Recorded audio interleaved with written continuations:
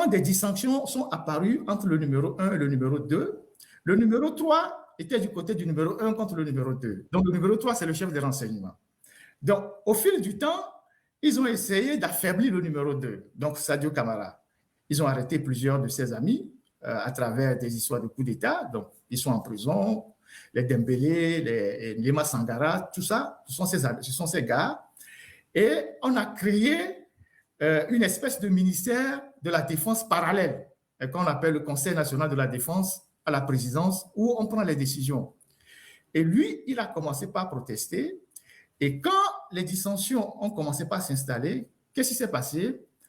On a sorti les Russes de la sécurité rapprochée de Assimi Goïta et ils sont allés chercher les Turcs avec Modibo Koné. Je pense qu'il y a les Togolais aussi en savent quelque chose. Donc, ils ont amené les Turcs pour mettre dans la sécurité rapprochée de Assimi Goïta et ils ont sorti les Russes qui sont, en tout cas, les gens de Sadio Camara. Donc, ça, c'est le numéro 3. Il semble qu'il est blessé, mais personne n'a aucune assurance. On dit qu'il est rentré chez lui. Et donc, et ça, c'est la première distinction. Donc, on a fait venir les Turcs et l'autre n'était pas très content que les Turcs soient arrivés parce qu'il est pro-russe.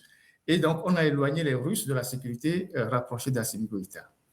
Ensuite, il y a eu des problèmes au niveau même de la gestion du pays.